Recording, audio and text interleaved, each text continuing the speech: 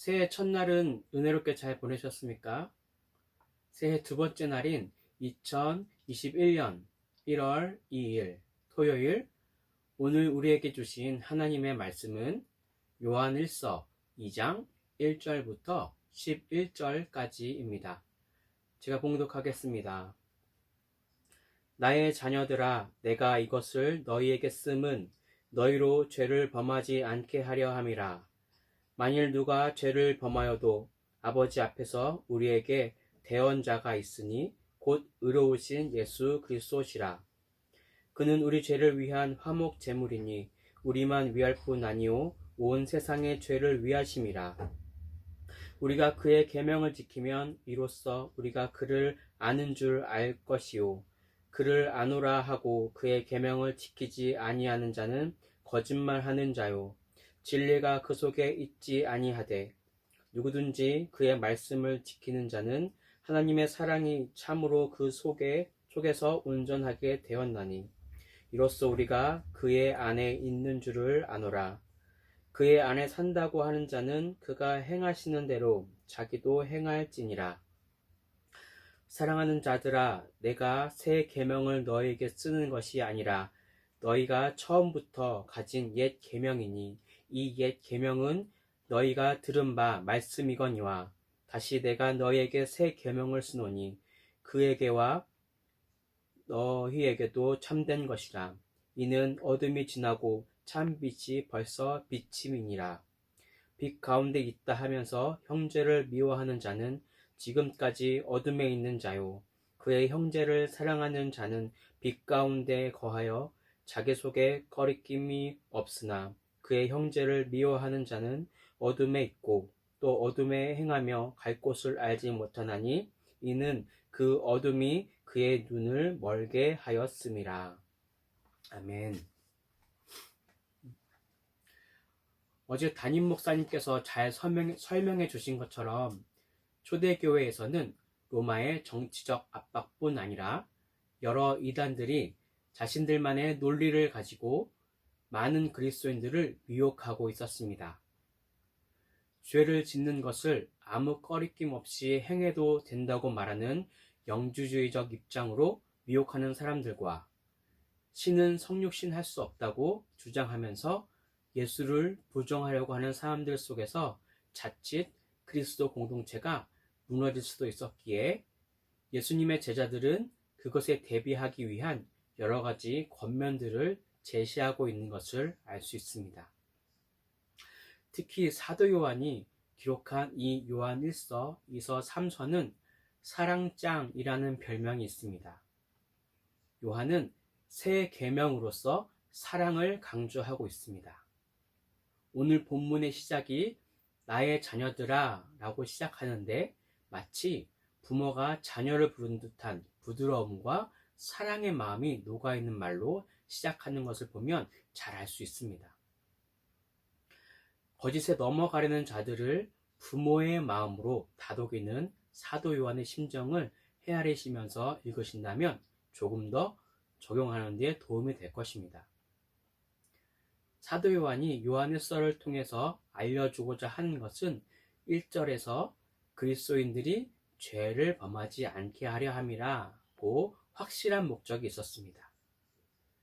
여기서 죄는 우리가 어제 살펴보았던 것처럼 도덕적인 죄를 넘어서는 것을 말합니다.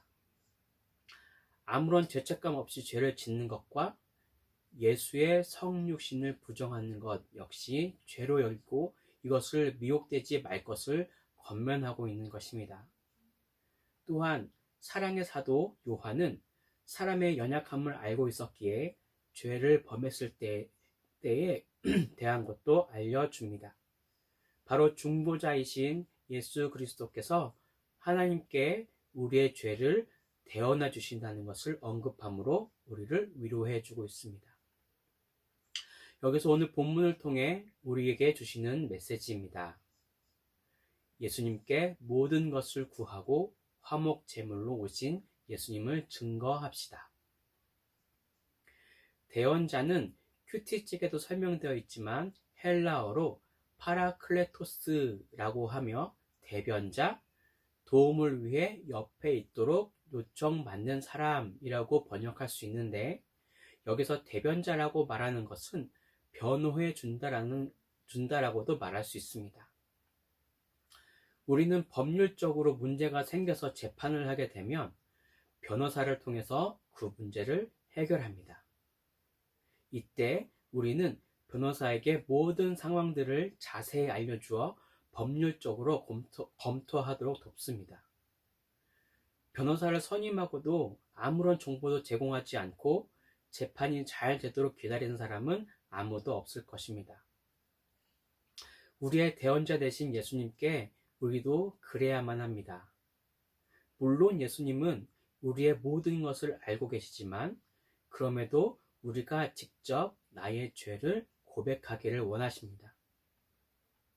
죄를 지은 것을 알게 된 순간 바로 회개하며 주님께 나아가신다면 예수님께서 대신 그 기도의 제목들을 하나님께로 전달해 주실 것입니다.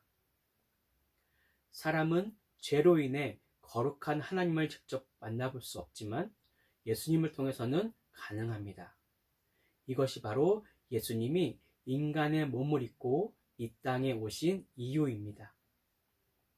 그리고 또한 화목제물로 오신 예수님은 특정 모임만을 위해서 존재하는 분이 아님을 기억해야 합니다. 온 세상의 죄를 해결하시기 위하여 그분은 성육신하신 것입니다. 나의 죄만 해결하고 구원에 이르는 것이 아니라 온 세상의 구원이 이루게 하기 위해서 오신 것입니다. 우리가 열심히 복음을 전해야 하는 이유가 바로 여기에 있습니다.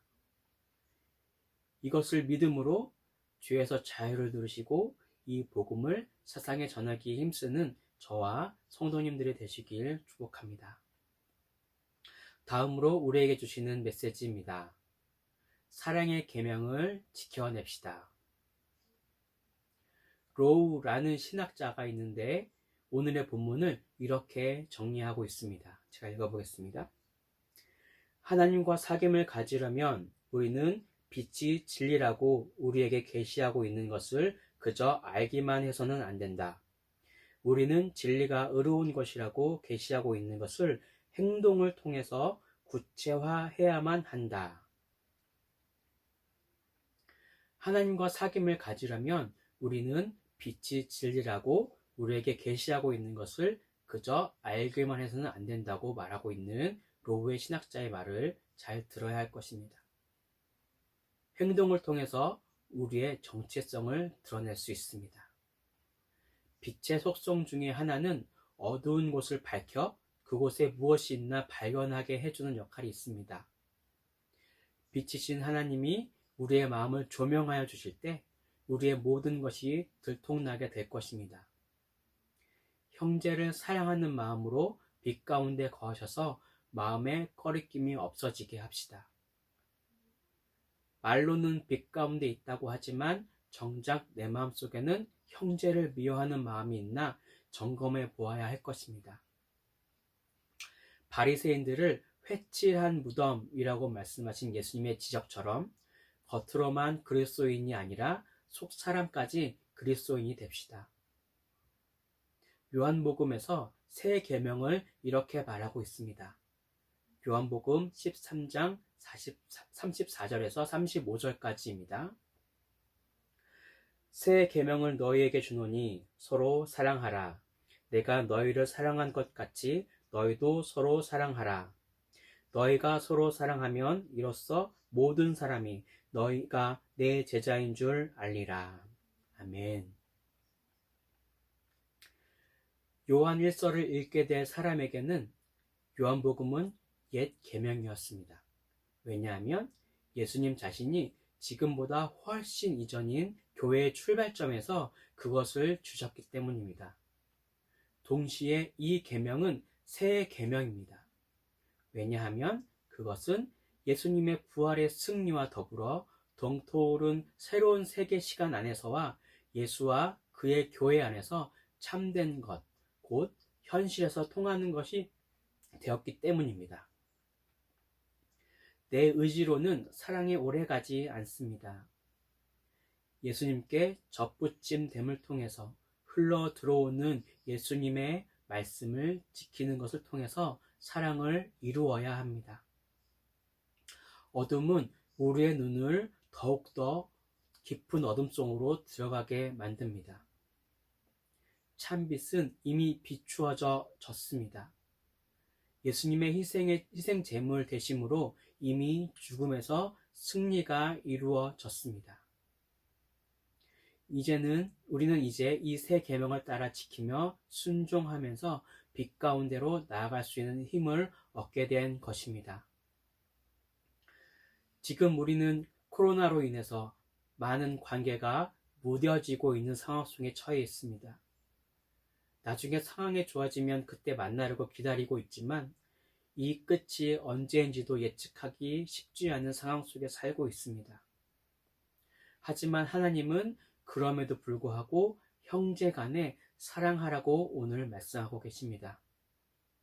너희도 서로 사랑하라 라는 말씀에 순종하여 빛 가운데서 행할 때 하나님을 아는 것이 증거됩니다. 이제 새해를 맞이하여 새로운 마음으로 다시 살아가고자 하는 우리 모두에게 다시 한번 사랑의 새 계명을 알게 되어 예수님의 사랑을 온전히 함께 누리시는 2021년이 되시길 축복합니다. 기도하겠습니다. 사랑의 하나님, 새해가 밝았습니다. 하지만 오늘의 말씀을 통해 얼마나 죄에 대해서 무딘 사람인가 알게 해주셨습니다. 그러나 우리가 감사할 수 있는 것은 우리의 죄를 중보하시는 예수님을 통해서 우리가 하나님께 나아갈 수 있음에 우리는 감사할 수 있습니다. 이런 은혜를 주시는 하나님께 우리의 사랑을 드리고 또한 그것을 넘어서 형제를 사랑할 수 있는 주의 자녀들이 될 수 있도록 인도해 주세요. 우리 행복을 전하는 교회 가운데서도 지금 모이지는 못하지만 꾸준히 전화해주고 안부 물어주고 서로의 필요를 돌보아 섬기는 일로 인해 형제 사랑을 실천할 수 있도록 인도해 주실 것을 믿으며 이 모든 것을 예수님의 이름으로 기도합니다. 아멘.